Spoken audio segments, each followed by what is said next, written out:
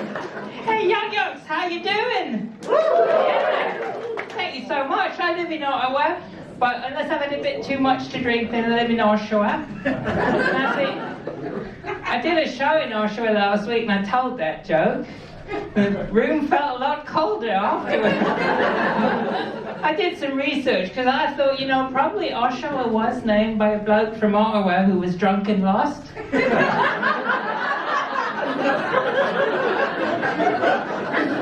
So I went on Wikipedia to check my theory, and no, Oshawa is from an indigenous word that means the place where we leave our canoes. I thought, that's rubbish, so I fixed the Wikipedia page. You're welcome, Oshawa. Now, I've been living in Canada a while. You'd think I talk like the rest of you, but I don't. Should I try, though? Should I try your accent? Right. Actually, I'm not from the UK. I was born in South Africa, but grew up in Newfoundland. I'm also a transgender woman, so that explains the voice. So D, don't let them give you shit about your voice. More specifically, I'm a South African, Newfie, Jewish, atheist, transgender comedian. And in all of Ottawa, there are only 12 of us. But I'm the only one who doesn't work for the federal government. Where are my trans people? Yeah, right, just like the other 212 shows.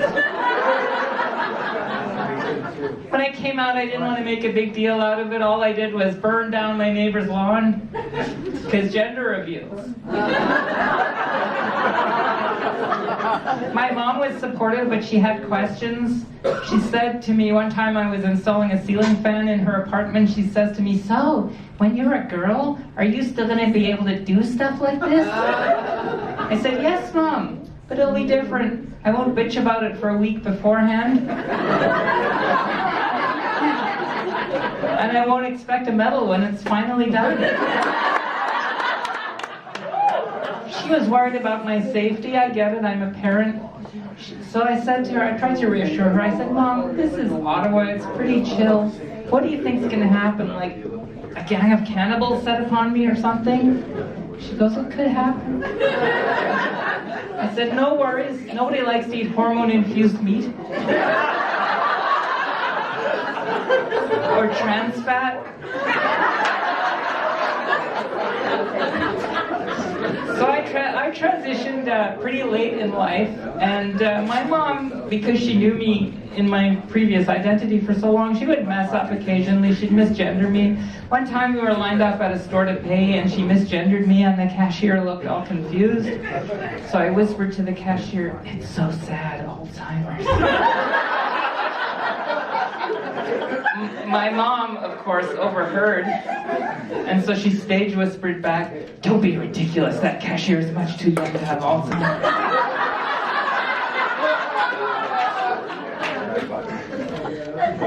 So yeah, in terms of the LGBT acronym, I think they've added a few more letters, but in terms of LGBT... All right, I'm gonna tell you something, don't laugh. G. Oh, that one's already in there. F. No, not funny, okay. In terms of LGBT, I identify as T, that's my letter. And then in my younger, more activist days, I started a political party to advance our cause. I unfortunately called it the Tea Party. Most of our constituents are confused right-wingers. A lot of MPs crossed the floor of the opposition. That's a transition joke that nobody gets. And we didn't even pass any private members' bills because so many of us no longer had our private members. The people sitting up front might notice that my teeth are like shit, they're terrible. Just imagine a 6-year-old kid making a Halloween diorama and getting annoyed and vandalizing the headstones. That's my teeth. And the reason is, when I was growing up in South Africa in the late 70s, Newfoundland, the early 80s, you didn't get braces unless your teeth were so bad that you bit your nose every time you ate food. And you didn't get Invisalign and the cute little colored ones. You got half a pound of metal in your mouth. If you were lucky, if you were unlucky, you got the headgear with the levers and the clockwork and the counterweights and all that stuff. And you didn't get to pick styles. There was only one style, steampunk. So yeah, I didn't get braces as a kid, and that's why my teeth are shit. Well, that and all the crystal meth I did in my 20s. I'm kidding. I don't do drugs. I don't even drink. I don't even eat lemon pound cake. Nobody watched the news. Google Afro Man after the show. My body is a temple. It's an arthritic, bloated temple with a bad shoulder. But it's a temple. The only drug I do is estrogen. And the only side effect that estrogen had on me is every time I see a photo of a puppy, I start crying. Yeah, that's the only side effect. It had two front effects.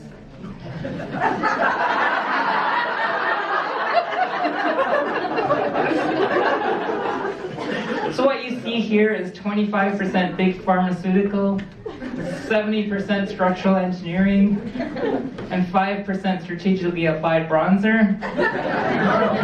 Had to get that off my chest. Don't like to put up a false front.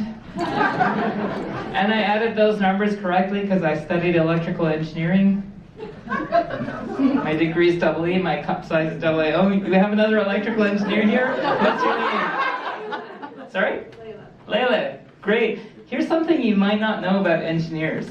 We're slightly more likely than average to be transgender.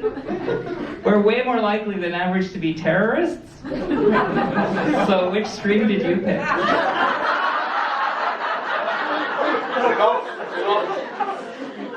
Give it up for Layla. She's a good story.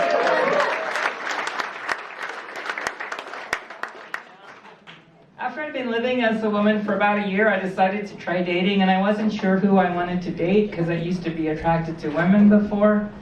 I wasn't sure the lesbian community would accept me fully, you know, because after all, I don't wear plaid, I'm not vegan, and I think astrology is bullshit. But in the end, I found I was attracted to guys, so I was dating guys, and my women friends would warn me about these unsolicited dick pics that guys send. I had a friend who was so incensed by this phenomenon, she wrote a book about it. It was a pop-up book. That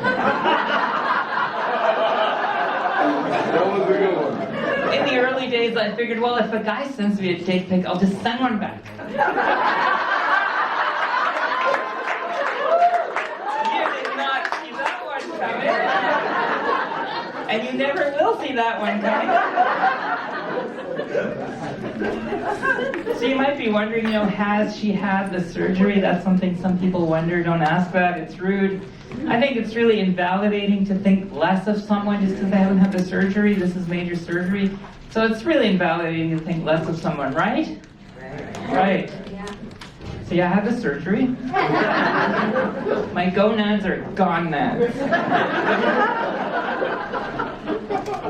It was a tough decision, but then I remembered, hey, I'm Jewish. When I was 8 days old, they took off a little bit. And I liked it, so I'll get the rest done. One of the things I worried about, though, was loss of sexual function, you know, inability to orgasm. And I know what you're all thinking at this point. You're all thinking, no shit, Sherlock. But I heard from a sex therapist that orgasm happens in your brain, up here more than down here. I don't know if you've ever heard that. No. No? Nobody I've told that to has ever heard it before, and there's a good reason for that. Because it's bullshit. I held that vibrator there for 30 minutes.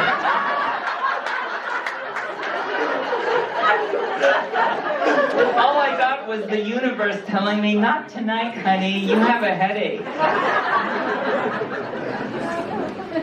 The surgery took place in Montreal, and the morning of the surgery I got a cab to the clinic. Parked outside was a truck, and painted on the truck was 1-800-GOT-JUNK. I knew I was at the right place.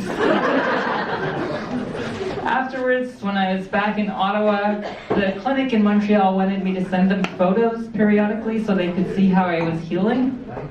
Or so they claimed. I did wonder about that hotmail.com email address.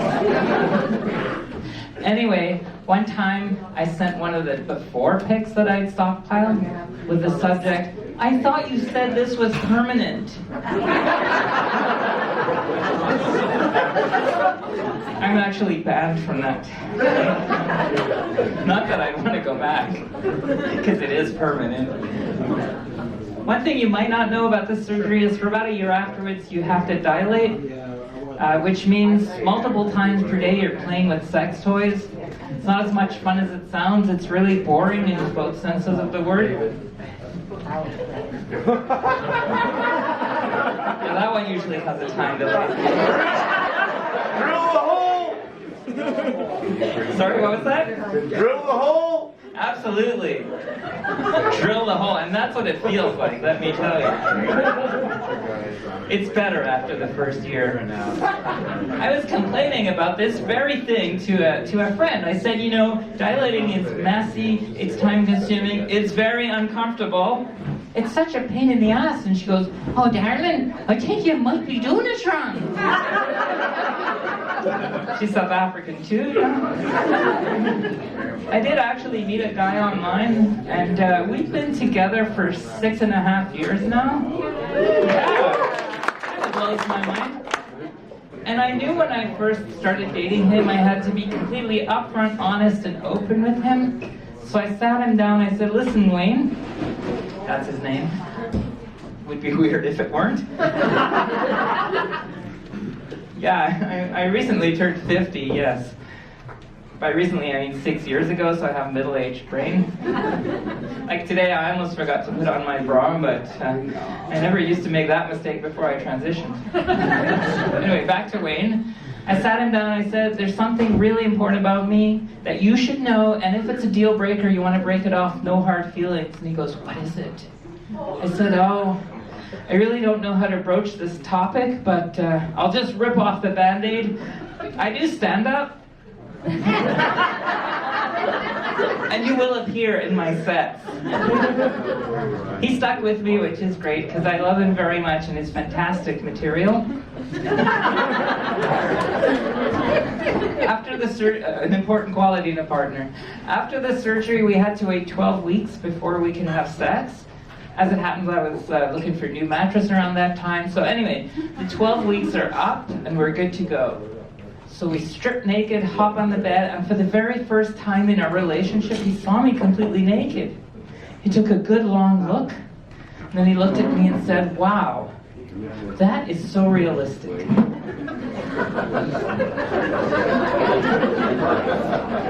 I said, "Yes, that's what sexclinic69@hotmail.com said."